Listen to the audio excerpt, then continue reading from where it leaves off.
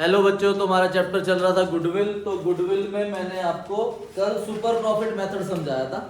उसमें question number 10 आपकी problem है। सुपर प्रॉफिट मेथड अगर आपको याद है तो फॉर्मूले में एक बार आपको दिखा देता हूं। सुपर प्रॉफिट मेथड में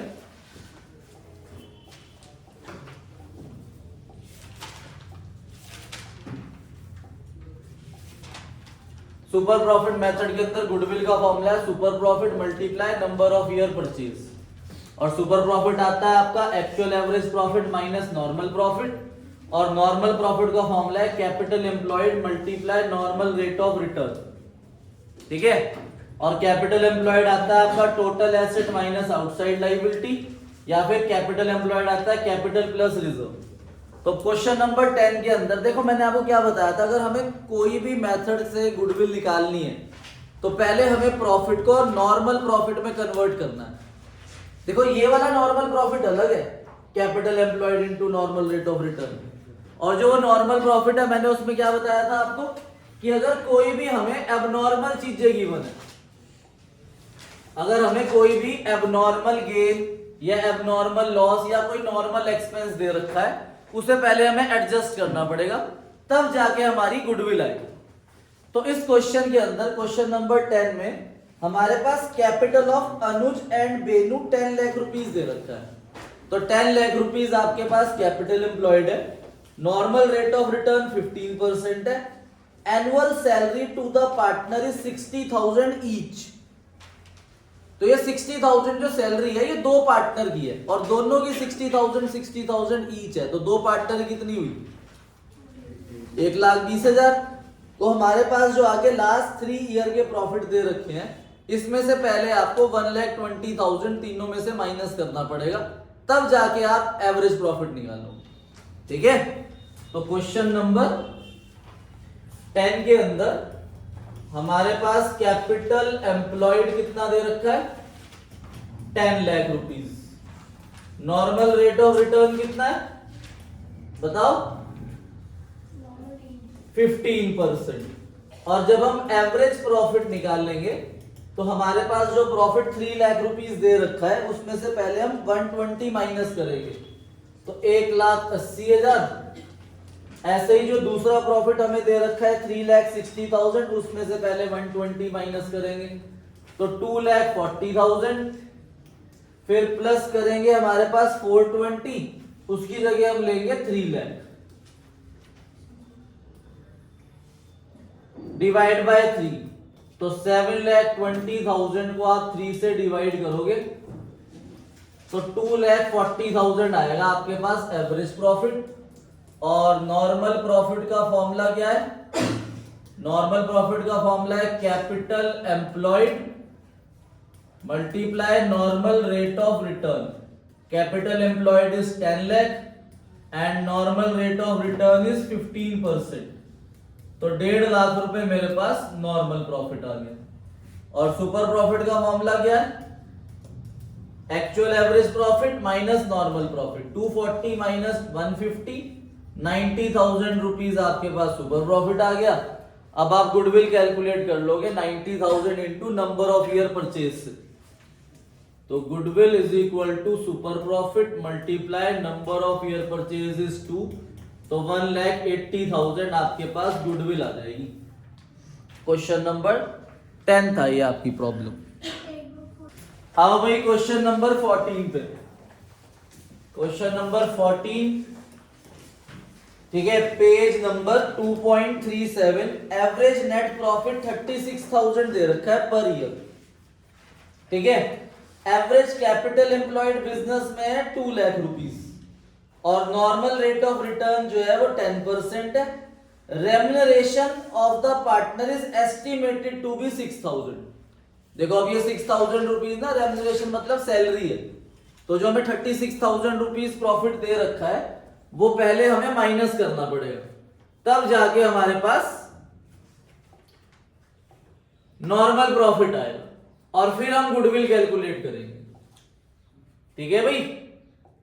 तो इस क्वेश्चन के अंदर जैसे हमें रेम्युनरेशन दे रखी थी दो पार्टनर की, तो पहले वो हमने हर प्रॉफिट में से माइनस करी थी ना, तब हमारे नॉर्मल प्रॉफिट आए थे।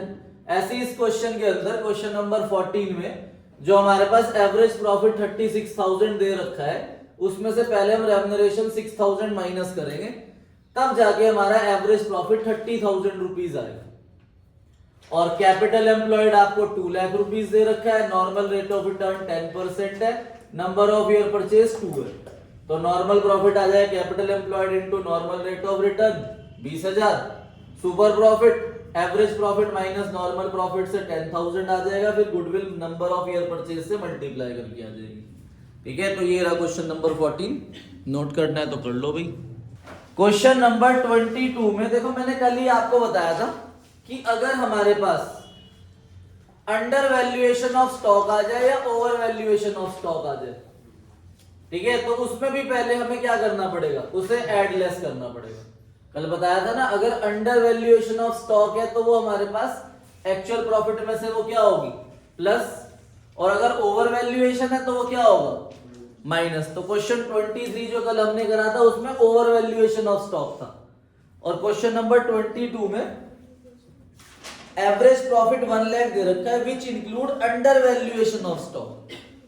ठीक है, तो 40,000 रुपीज अंडर वैल्यूएशन स्टॉक है, तो वो ऐड हो जाएगा आपका 1 लाख में 40,000 रुपीज ऐड करेंगे तो 1,40,000 रुपीज आ जाएगा आपका एवरेज प्रॉफिट। क्वेश्चन नंबर 22, तो एवरेज प्रॉफिट हमारे पास 1 लाख है, इसमें हम ऐड करेंगे under valuation of stock which is 40,000 rupees, तो हमारे पास एवरेज प्रॉफिट 1,40,000 आएगा। उसके बाद क्वेश्चन में हमारे पास कैपिटल एम्प्लॉयड दे रखा है 6,30,000, कैपिटल एम्प्लॉयड 6,30,000, और नॉर्मल रेट ऑफ रिटर्न कितना है 5%, तो नॉर्मल प्रॉफिट आ जाएगा हमारा। क्या फॉर्मूला होता है नॉर्मल प्रॉफिट का, capital employed into normal rate of return 5%, कितना आया 31,500 हमारे पास नॉर्मल प्रॉफिट आ गया। फिर हम सुपर प्रॉफिट निकाल लेंगे, एवरेज प्रॉफिट 1,40,000 माइनस 31,500, तो कितना आया 1,80,500 सुपर प्रॉफिट आ गया। अब गुडविल निकाल लो, 1,08,500 into number of year purchase is 5, तो 5 से मल्टीप्लाई करें गुडविल आएगी। ये क्वेश्चन हमारा 2015 सी मतलब कंपार्टमेंट में आया था 2015 के, 5,42,500 रुपीज आंसर आ जाएगा आपका गुडविल का।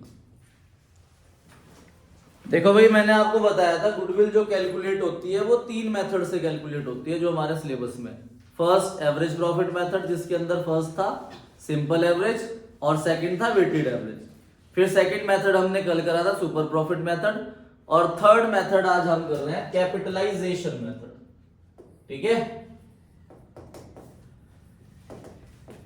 Capitalisation method. तो कैपिटलाइजेशन मेथड के अंदर भी 2 पार्ट है। पहला पार्ट है आपका capitalisation of average profit, capitalisation of average profit. ठीक है, कैपिटलाइजेशन ऑफ एवरेज प्रॉफिट को हम बाद में समझते हैं, पहले ना कैपिटलाइजेशन का मतलब बताओ मुझे आप। जैसे मान लो रिया, आप बताओगे कि हमने प्रॉफिट अर्न करा 50,000 रुपीज, और ये 50,000 रुपीज 5% है, तो बताओ आपने बिजनेस में कितने पैसे लगाए, how much capital you invested in business for earning 50,000 profit which is 5% of capital employed. तो बताओ आप कितना पैसा बिजनेस में लगाओगे कि अगर आप 50,000 रुपीज कमा रहे हो और वो 5% है बिजनेस की। 10 लाख रुपीज बोल रही है ये बच्ची। ठीक है, 10 लाख का 5% कितना होता है 50,000, तो 10 लाख रुपीज हम बिजनेस में लगाएंगे तो हम कितना पैसा कमा सकते हैं 50,000 रुपीज। वो कैसे निकलेगा, मतलब हमें इस प्रॉफिट को डिवाइड करना है इस 5% से। मतलब अगर आपको प्रॉफिट दे रखा है और नॉर्मल रेट ऑफ रिटर्न दे रखा है तो कैपिटलाइजेशन का मतलब होता है टोटल वैल्यू बताओ कैपिटल की कितनी लगी। तो हमने बिजनेस में कितना पैसा लगाया 10 लाख रुपीस। तो कैपिटलाइजेशन का मतलब यही होता है कि प्रॉफिट को कैपिटलाइज करना है, कि प्रॉफिट जो हम कमा रहे हैं उसे कमाने के लिए हमें कितना पैसा लगाना चाहिए, उसे कैपिटलाइजेशन बोलते हैं। ठीक है, तो मान लो भाई आपका आंसर क्या आया, कैपिटल हमें कितना लगाना चाहिए 10 लाख रुपीस। पर एक्चुअल में आपने बिजनेस में जो कैपिटल लगा रखा है वो 8 लाख लगा रखा है। भाई 50,000 अगर मैं अर्न कर रहा हूं जो कि 5% है तो मुझे कितना पैसा लगाना चाहिए 10 लाख रुपीस। पर एक्चुअल में मैंने कितने पैसे लगा रखे हैं 8 लाख। तो बताओ मैंने कितने पैसे नहीं लगा रखे उसका भी प्रॉफिट कमा रहा हूं 2 लाख। तो 2 लाख रुपए मेरी गुडविल है, क्योंकि वो पैसे भी नहीं लगाए मैंने और मैं उसका प्रॉफिट भी कमा रहा हूं। ठीक है भाई, तो यहां पर गुडविल का फॉर्मूला है गुडविल इज इक्वल टू लिखो कैपिटलाइज्ड वैल्यू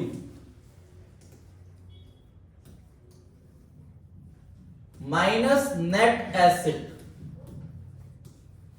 ठीक है, तो नेट एसेट का मतलब है जो पैसा मैंने बिजनेस में एक्चुअल में लगा रखा है। ठीक है, नेट एसेट को हम कैपिटल एम्प्लॉयड भी बोलते हैं। क्या बोलते हैं, कैपिटल एम्प्लॉयड। और कैपिटल एम्प्लॉयड निकालने के 2 फॉर्मूले थे, कल ही लिखवाए थे, total asset minus outside liability, और दूसरा फॉर्मूला क्या था capital plus reserve.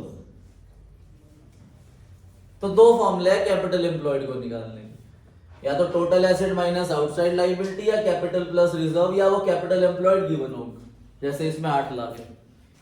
Capitalise value का फॉर्मूला क्या है, average profit divide by normal rate of return into 100। Average profit divide by normal rate of return into 100, ये हमारा फॉर्मूला है कैपिटलाइज्ड वैल्यू का।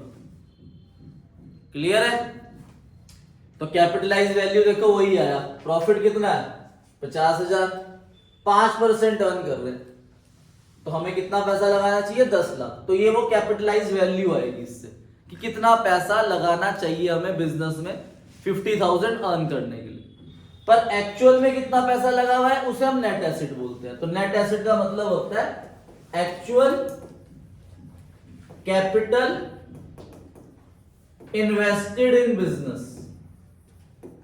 ठीक है, एक्चुअल में कैपिटल कितना इन्वेस्टेड है बिजनेस में उसे हम क्या बोलते हैं नेट एसेट। और कितना लगा होना चाहिए वो क्या बोलते हैं कैपिटलाइज्ड वैल्यू। ठीक है, जैसे आपकी बुक में क्वेश्चन है, आओ अपनी बुक में क्वेश्चन नंबर 31 ध्यान से रीड करो, page number 2.39।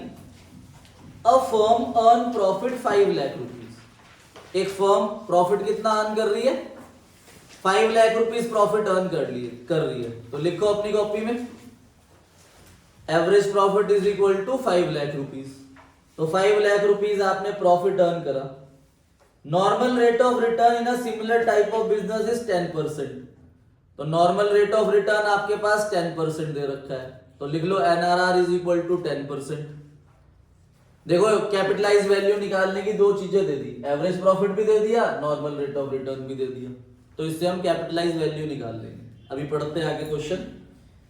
The value of total asset excluding goodwill and total liability of business is 55 lakh और 14 लाख। एसेट कितनी है 55 लाख और लाइबिलिटी कितनी है 14 लाख। तो एसेट में से लाइबिलिटी माइनस करेंगे तो capital employed means net asset आ जाएगी 41 लाख रुपीस। तो एक्चुअल में बिजनेस में कितना पैसा लगा हुआ है 41 लाख। ठीक है, पर लगा कितना होना चाहिए वो average profit divide by normal rate of return से निकाल लेंगे। ठीक है, और डिफरेंस क्या आ जाएगा गुडविल। ठीक है भाई, तो देखो भाई ध्यान से, एवरेज प्रॉफिट 5 लाख है, नॉर्मल रेट ऑफ रिटर्न 10% है, तो कैपिटलाइज वैल्यू आ जाएगी आपकी average profit divide by normal rate of return, मतलब 5 लाख डिवाइड बाय 10%, तो 50 लाख रुपए मुझे बिजनेस में लगाने चाहिए, कैपिटलाइज वैल्यू 50 लाख, पर एक्चुअल में कितना लगा हुआ है, total asset minus outside liability कितना 41 लाख, तो कितना एक्स्ट्रा नहीं लगाया 9 लाख, तो 9 लाख रुपए मेरी क्या आ गई, गुडविल, नोट कर लो इसे। अब भाई अब हम सेकंड फॉर्मूला करते हैं, कैपिटलाइजेशन ऑफ सुपर प्रॉफिट, ठीक है। तो अब इसी में बी पार्ट है, कैपिटलाइजेशन ऑफ सुपर प्रॉफिट।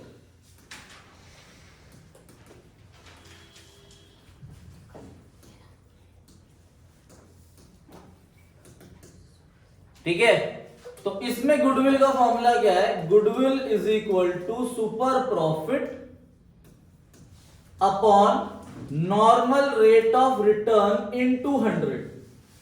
आप सुपर प्रॉफिट को directly normal rate of return से डिवाइड कर दोगे तो डायरेक्टली गुडविल आ जाएगी, क्योंकि देखो मैंने कल आपको बताया था सुपर प्रॉफिट का मतलब क्या होता है, जो हम नॉर्मल से ज्यादा कमा रहे हैं, ठीक है। जैसे कल मैंने एग्जांपल बताया था ना कि A B C D 4 person है और वो चारों सेम बिजनेस कर रहे हैं, ए कमा रहा है 50,000 प्रॉफिट, बी भी कमा रहा है 50,000 प्रॉफिट, सी भी कमा रहा है 50,000 प्रॉफिट, पर जो डी है वो 70,000 रुपीज प्रॉफिट कमा रहा है।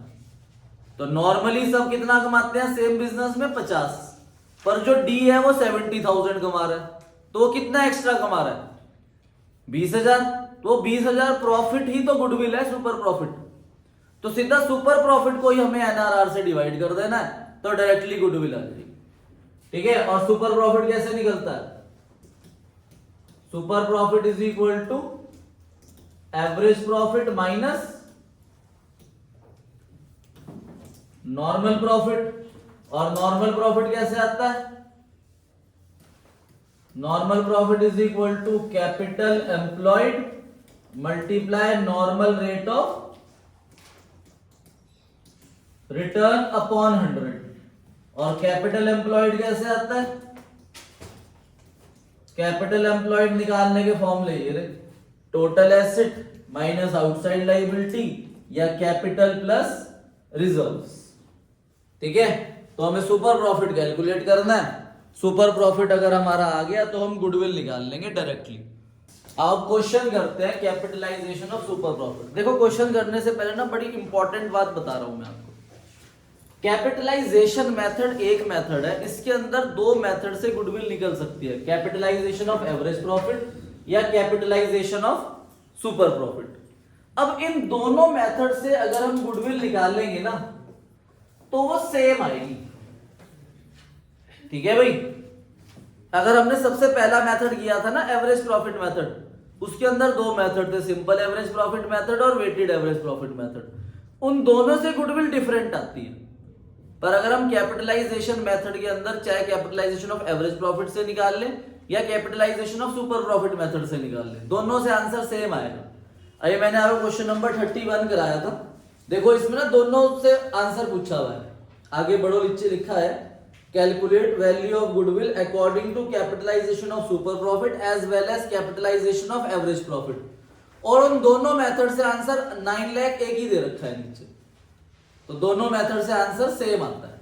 तो हम कोई और क्वेश्चन करेंगे, आओ अपनी बुक में क्वेश्चन नंबर 37 पे, ठीक है। क्वेश्चन नंबर 37 पे आओ,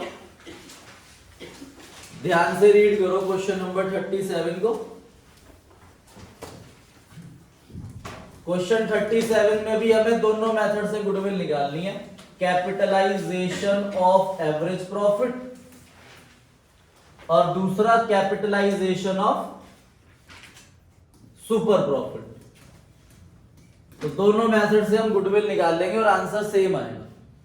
तो हमारे पास क्वेश्चन में सबसे पहले एवरेज कैपिटल एम्प्लॉयड दे रखा है 6 लाख। देखो इस क्वेश्चन के अंदर कैपिटल एम्प्लॉयड ना दो दे रखे हैं, सबसे पहले एवरेज कैपिटल एम्प्लॉयड 6 लाख है, और इसी क्वेश्चन के लास्ट में पढ़ो डी पॉइंट में, देखो क्या दे रखी है, एसेट कितनी है 10 लाख और liability 4 lakh. Asset minus liability से भी कैपिटल एम्प्लॉयड 6 लाख ही आ रहा है, और हमें ऊपर भी गिवन कैपिटल एम्प्लॉयड 6 लाख ही है।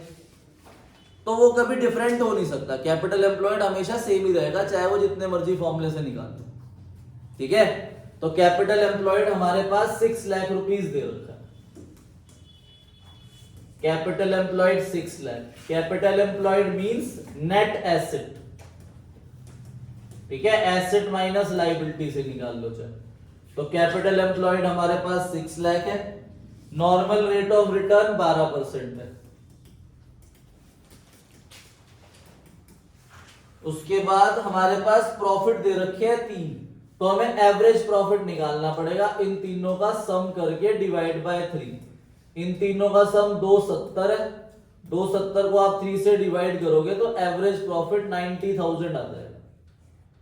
अब हमारे जो गुडविल कैलकुलेट होगा capitalisation of average profit method से, उसका फॉर्मूला है capitalised value minus net asset. तो नेट एसेट तो 6 लाख है, कैपिटलाइज्ड वैल्यू कैसे निकलती है?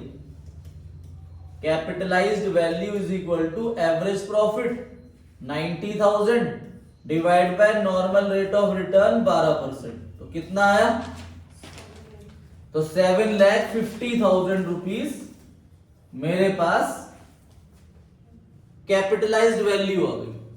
अब कैपिटलाइज्ड वैल्यू लिख देंगे यहाँ पे 7,50,000 एंड नॉर्मल नेट एसेट हमें दे रखी है 6 लाख रुपीस।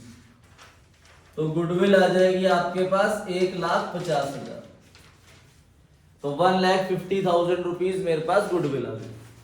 सेम ही मेथड से अगर हम कैपिटलाइजेशन ऑफ सुपर प्रॉफिट के अकॉर्डिंगली निकालेंगे तब भी हमारा आंसर 1.5 लाख आएगा। इसमें आप गुडविल खुद निकालो, goodwill is equal to super profit divide by normal rate of return into 100, और सुपर प्रॉफिट का फॉर्मूला क्या है? Average profit minus normal profit, और नॉर्मल प्रॉफिट का formula capital employed multiply normal rate of return upon 100, ठीक है। ये normal profit निकालने का फॉर्मूला। तो करो इसे सॉल्व खुद, ठीक है। कैपिटल एम्प्लॉयड आपके पास है 6 लाख और नॉर्मल रेट ऑफ रिटर्न कितना परसेंट है? 12%। तो कितना आया? 72,000 नॉर्मल प्रॉफिट आ गया, 72,000। एवरेज प्रॉफिट हमारा 90,000 आ रखा है, तो 90,000 माइनस 72,000 18,000 सुपर प्रॉफिट आ गया। तो अब 18,000 को डिवाइड कर दो नॉर्मल रेट ऑफ रिटर्न 12% से, तो हमारी गुडविल आ जाएगी 1,50,000, ठीक है। तो चाहे हम कैपिटलाइजेशन ऑफ एवरेज प्रॉफिट लगाए चाहे कैपिटलाइजेशन ऑफ सुपर प्रॉफिट लगाए, दोनों से आंसर हमेशा क्या आएगा? सेम है। आई बात समझ में? तो ये हमारे 3 मेथड थे। अभी कुछ इंपॉर्टेंट बातें रह रही हैं इस चैप्टर की जो मैं आपको परसों कराऊंगा, ठीक है। अब थ्योरी पे आ जाओ क्योंकि एमसीक्यूज आते हैं। आप अपनी बुक के पहले पेज पे इस चैप्टर की, ठीक है भाई।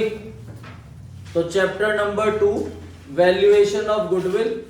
हमें नेचर एंड वैल्यूएशन को बहुत ध्यान समझना है क्योंकि 1 या 2 एमसीक्यू हमें मिल सकते हैं। देखो मैंने आपको सबसे पहले दिन जब गुडविल चैप्टर शुरू कराया था तो मैंने आपको क्या बोला था कि गुडविल का मतलब होता है रेप्यूटेशन, कि हम किसी बिजनेस की रेप्यूटेशन कैलकुलेट कर रहे हैं। रेप्यूटेशन तो एक सिंपल वर्ड में अगर आप डिफाइन करना चाहते हो तो आप बोल सकते हो किसी को समझाने के लिए, पर एक्चुअल में गुडविल की डेफिनेशन बिल्कुल अलग है, ठीक है। गुडविल एक बिजनेस की अगर गुडविल है तो वो उसे औरों से एडवांटेजियस पोजीशन पे पहुंचा देती है, ठीक है, ताकि वो औरों से ज्यादा प्रॉफिट अर्न कर सके। तो यही डेफिनेशन है गुडविल की। Goodwill is an intangible asset which places an enterprise at an advantageous position to earn higher profit from their competitors, कि वो अपने कॉम्पिटिटर से हायर प्रॉफिट अर्न कर सके, इस एडवांटेजियस पोजीशन पहुंचा देती है। इसका मैंने आपको अकाउंटिंग स्टैंडर्ड बताया था। अकाउंटिंग स्टैंडर्ड है इसका कौन सा? 26, ठीक है। तो एक एमसीक्यू हो रहता है, गुडविल जो है वो आपकी इंटेंजिबल एसेट है ना कि फिक्शियस एसेट। फिक्शियस एसेट क्या होती है? वो मैं आपको लिखवाऊंगा। 3-4 एग्जांपल होते हैं फिक्शियस एसेट के, ऐसे advertisement, suspense, deferred revenue expenditure, ये हमारी फिक्शियस एसेट होती है। ठीक है, अभी लिखवाऊंगा मैं आपको, जो मैंने वो कैपिटल एम्प्लॉयड का फॉर्मूला लिखवाया ना, total asset minus outside liability, अभी इस फॉर्मूले को एक्सपेंड हमने पढ़ना है। तभी मैंने आपको कुछ इलस्ट्रेशन और कुछ क्वेश्चन छुड़वाए थे कि मैं आपको वो लास्ट डे पे प्रॉब्लम लूंगा। ठीक है, अब कैरेक्टरिस्टिक्स और फीचर्स ऑफ गुडविल पे, तो इसमें कैरेक्टरिस्टिक्स लिखे हैं। सबसे पहला पॉइंट, गुडविल एक इंटेंजिबल एसेट है। Second, goodwill does not have an existence separate from that of business. ये बड़ा इंपॉर्टेंट पॉइंट है। जो गुडविल है वो बिजनेस से अलग नहीं हो सकती। जिस चीज का बिजनेस है उसकी गुडविल उसी के साथ ही रहेगी।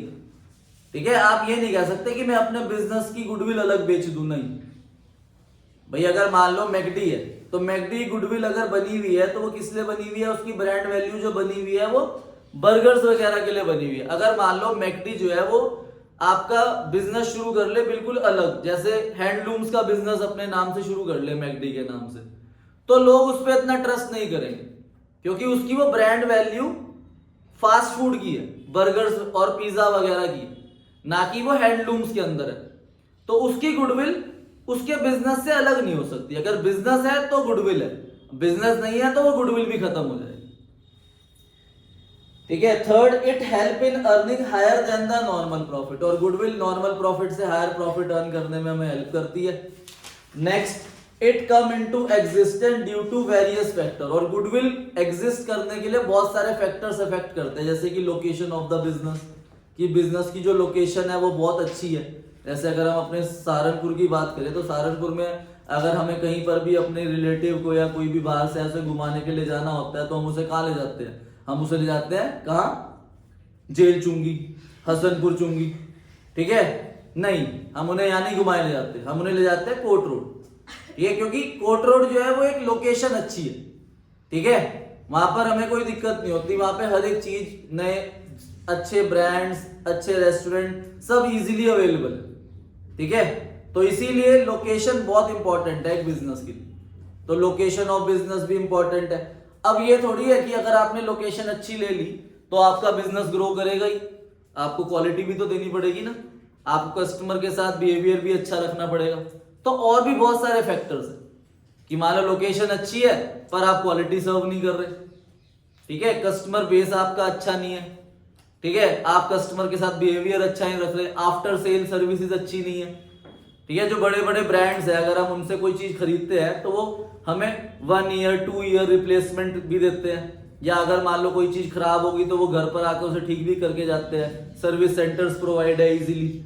मान लो आप सहारनपुर के अंदर अब कोई ऐसी कार परचेज कर लो जिसका सहारनपुर में ना शोरूम है ना सर्विस सेंटर है, तो अब आप कार तो परचेज कर लोगे, पर मान लो उसमें कोई दिक्कत आई तो आपको सर्विस कराने के लिए उसे दूसरी सिटी जाना पड़ेगा, तो बड़ी प्रॉब्लम हो जाती है। ठीक है, तो trademark, patent, market reputation, customer behaviour, favourable contracts, ये सब हमारे फैक्टर्स होते हैं गुडविल को एग्जिस्ट करने के लिए। Next, value of goodwill is subjective, ये भी बड़ा इंपॉर्टेंट पॉइंट है।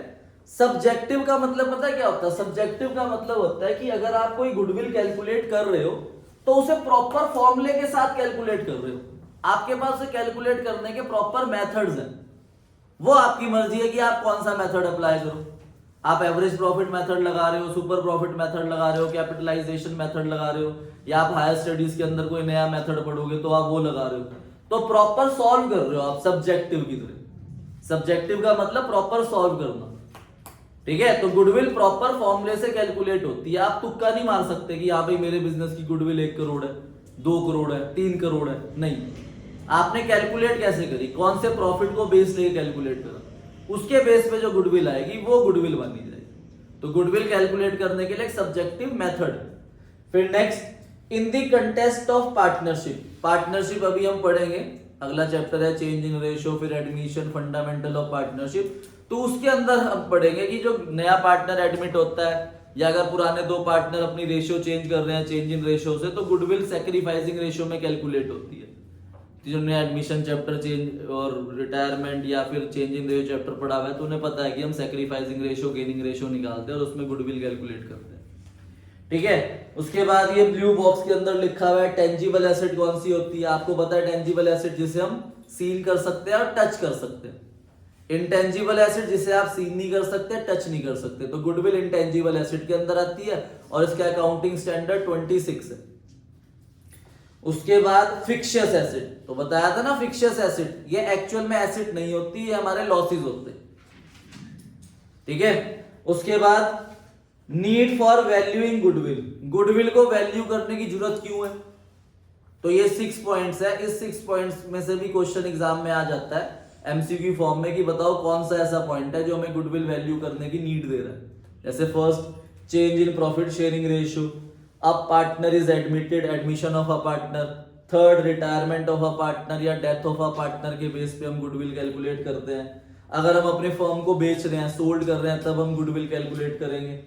2 और मोर फर्म अमलगामेट हो रही है, मान लो एक फर्म है XYZ और दूसरी फर्म है ABC, ये दोनों मिलकर एक फर्म बना रहे हैं, तो अमलगामेट का मतलब होता है 2 फर्म मिलके एक बन गई, तब गुडविल कैलकुलेट करी जाती है।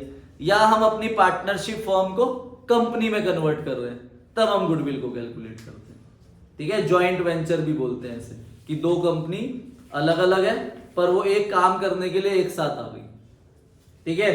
उसके बाद ये पॉइंट्स है factor affecting value of goodwill, वही सबसे पहला एफिशिएंट मैनेजमेंट, कि जो आपके बिजनेस की मैनेजमेंट है बहुत ज्यादा एफिशिएंट है। देखो 2 फर्क होता है, एक होता है इफेक्टिव और एक होता है एफिशिएंट। तो एफिशिएंट मैनेजमेंट की बात हो रही है, इफेक्टिव की बात नहीं हो रही, कि आपकी जो मैनेजमेंट है बहुत एफिशिएंटली सारे वर्क को कंप्लीट कर रही है। जैसे अगर मान लो आप किसी बहुत बड़े शोरूम में जाते हो या बहुत बड़ी शॉप पे जाते हो, तो वहां पर क्या होता है कि एक पर्सन के ऊपर सारी ड्यूटी नहीं होती, उन्होंने डिसेंट्रलाइज करा होता है कि एक बंदा जो है वो सफाई करेगा और एक पर्सन जो है वो कस्टमर्स को सेटिस्फाई करेगा, एक पर्सन जो है वो बिल काटेगा, एक पर्सन जो है वो पैकिंग करेगा। तो उन्होंने प्रॉपर मैनेजमेंट में उसे डिवाइड करा हुआ है वर्क को। और अगर एक ही पर्सन करेगा तो वहां भीड़ इतनी हो जाएगी वो संभाल ही नहीं पाएगा, तो इसलिए लोग फिर वहां जाएंगे ही नहीं, इसकी क्या टेस्ट ही नहीं आने का, ठीक है। तो efficient management, second favourable location, तो ये सारी चीजें अवेलेबल होनी चाहिए। ये नहीं कि एफिशिएंट मैनेजमेंट नहीं है, फेवरेबल लोकेशन है तो गुडविल बन सकती है, नहीं, मैनेजमेंट भी एफिशिएंट होनी चाहिए, फेवरेबल लोकेशन भी होनी चाहिए आपकी। उसके बाद फेवरेबल कॉन्ट्रैक्ट्स होने चाहिए आपके पास, कि एक बिजनेसमैन है उसके पास जो कॉन्ट्रैक्ट्स हैं या कॉन्ट्रैक्ट्स है वो बड़ी बड़ी कंपनी से आ रहे हैं, शहर के रईस लोगों से आ रहे हैं, ठीक है। अब मैं बोल लूं अगर कि मेरी ये जान पहचान अंबानी से है, अडानी से है, पीएम मोदी से है, तो फिर अलग ही कॉन्टैक्ट्स मिलेंगे मुझे।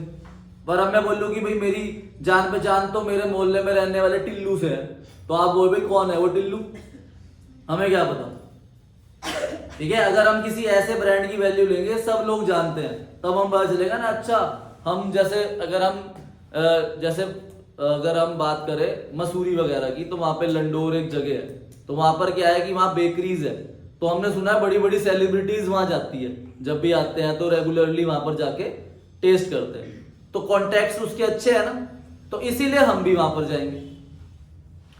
उसके बाद आ जाओ आप लॉन्गर एस्टेब्लिशमेंट ऑफ बिजनेस, अगर हमारे बिजनेस की एस्टेब्लिशमेंट जो है वो काफी पुरानी है, ठीक है, दादाजी परदादाजी के टाइम से बिजनेस चलता आ रहा है, तो भी गुडविल बन सकती है आपकी, ठीक है भाई। उसके बाद एडवांटेज ऑफ पेटेंट, अब जो बड़े बड़े ब्रांड्स होते हैं वो अपने नेम को ब्रांड वैल्यू बना लेते हैं, पेटेंट्स करा लेते हैं, ताकि कोई और उनका नाम यूज ना कर सके। तो जैसे बड़े बड़ी कंपनियों के ब्रांड बनते जाएंगे, चेन बनती जाएगी, तो उनकी गुडविल भी बनती जाएगी, ठीक है भाई। उसके बाद है अगला access to supplies easily available, ठीक है भाई। एसेस का मतलब होता है अवेलेबल होना। When supplies of material are difficult to get, there will be a high value of goodwill of the firm. अगर मान लो हम कोई ऐसा प्रोडक्ट बेच रहे हैं जो इजीली अवेलेबल ही नहीं है मार्केट में, हमारे पास ही मिलता है, ठीक है, हम ही उसे सबसे बेस्ट क्वालिटी का देते हैं, तो हमारी गुडविल बनेगी। अगर हम जो प्रोडक्ट बेच रहे हैं वो इजीली अवेलेबल हर जगह पे मिल जाएगा, तो लोग हमारे पास क्यों आएंगे, हमारी ब्रांड वैल्यू कैसे बनेगी, ठीक है। उसके बाद आ जाओ क्वालिटी, हमें क्वालिटी भी मेंटेन रखनी पड़ेगी, क्वांटिटी पे वर्क नहीं करना है, क्वालिटी पे वर्क करना है।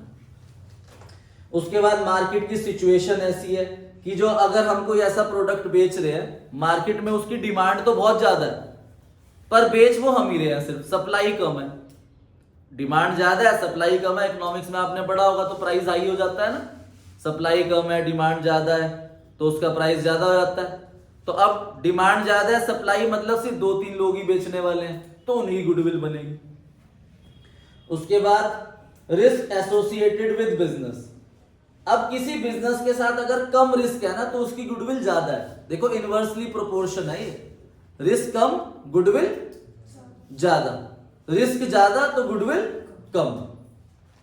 नेचर ऑफ बिजनेस भी आपका इफेक्ट करता है कि आप कौन सा बिजनेस कर रहे हो, ठीक है। वो ज्यादा डिमांड में होना चाहिए तो भी आप वो बिजनेस कर रहे हो। सहारनपुर के अंदर हम बात करें कि सबसे ज्यादा डिमांड में अगर कोई बिजनेस चलता है तो वो क्या चलता है, क्लोथिंग का बिजनेस या फिर कैटरिंग का कह लो या रेस्टोरेंट्स कह लो, उनके बिजनेस की डिमांड ज्यादा है।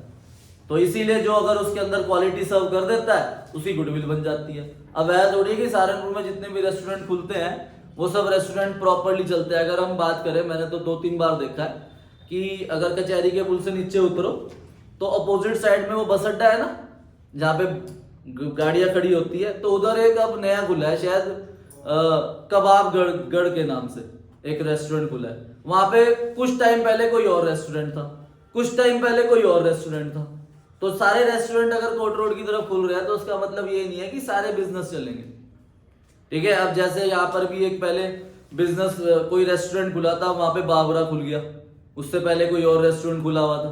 तो कॉस्ट जो है मेंटेन रखने की वो बहुत ज्यादा है। अब कस्टमर आएंगे नहीं, प्रॉपर्टी का रेंट भी पे करना है, अपने एम्प्लॉयज की सैलरी भी पे करनी है, वहां पे आपको एडमिनिस्ट्रेशन का सामान वो एक्सपेंस भी करना है, इलेक्ट्रिसिटी का एक्सपेंस भी करना है, पार्किंग का भी करना है, सिक्योरिटी भी देखनी है, सब कुछ देखनी है। और वो एक्सपेंस निकालने के लिए आपके पास इनकम हो नहीं रही तो वो दिक्कत हो जाएगी, ठीक है। उसके बाद है पास्ट परफॉर्मेंस। तो आपकी पास्ट परफॉर्मेंस भी मायने रखती है गुडविल निकालने के लिए। जितनी अच्छी परफॉर्मेंस पहले चल रही थी उतनी परफॉर्मेंस आगे चलेगी। अब मान लो मेरा बिजनेस ही लॉस मेकिंग है तो सामने वाला पर्सन अगर खरीदेगा तो वो खरीदेगा ही नहीं, पहली बात। अगर वो खरीदेगा तो वो भी सस्ते में खरीदेगा, गुडविल में मेरे बिजनेस की है ही नहीं। उसके बाद है अदर फैक्टर्स, जैसे आफ्टर सेल सर्विसेज, बेचने के बाद भी आप अपने कस्टमर्स का ध्यान रख रहे हो, ठीक है। उसके बाद कस्टमर सेटिस्फेक्शन और गुड लेबर रिलेशन, आप अपने एम्प्लॉय के साथ रिलेशन भी अच्छा रखो, ठीक है। ये नहीं कि हम अपने एम्प्लॉय से बड़े रूडली बात करते हैं, ये सब करते हैं तो वो मेरे खाने में कुछ मिला के खिला देगा, अच्छा ये मेरे को गाली चीज नहीं मिला के खिला देगा, ठीक है। तो अब आ जाओ अगले पॉइंट पे, टाइप्स ऑफ गुडविल। अब गुडविल 2 टाइप की होती है, परचेज गुडविल और सेल्फ जनरेटेड गुडविल। देखो भाई ध्यान से देखना, मैं अपना बिजनेस खुद सेटअप कर रहा हूं और खुद मैंने अपनी मेहनत करी, खून पसीना बनाया, लगाया और अपने बिजनेस को सेटअप करा, तो मेरी जो गुडविल है ना वो सेल्फ जनरेटेड गुडविल है, तो उसे मैं अपनी बुक्स में नहीं दिखा सकता। सेल्फ जनरेटेड गुडविल को बुक्स में क्या दिखाया जाता है, निल, जीरो। सेल्फ जनरेटेड गुडविल को बुक्स में नहीं दिखाया जाता।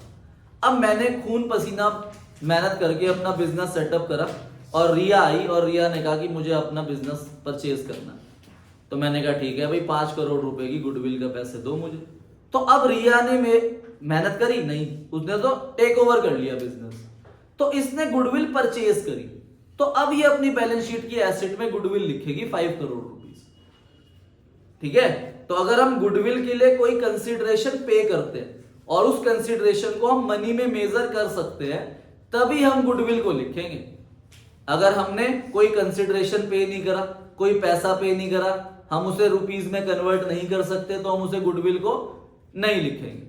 तो परचेज गुडविल को बुक्स में शो करते हैं, सेल्फ जनरेटेड गुडविल को बुक्स में शो नहीं करते। तो यहां पर हम जितनी भी क्वेश्चन के अंदर गुडविल निकाल रहे हैं उसके अंदर या तो नया पार्टनर एडमिट हो रहा है, ठीक है, एडमिशन ऑफ पार्टनर पढ़ा था ना, या फिर हम अपने बिजनेस को सेल कर रहे हैं, तब गुडविल कैलकुलेट होगी।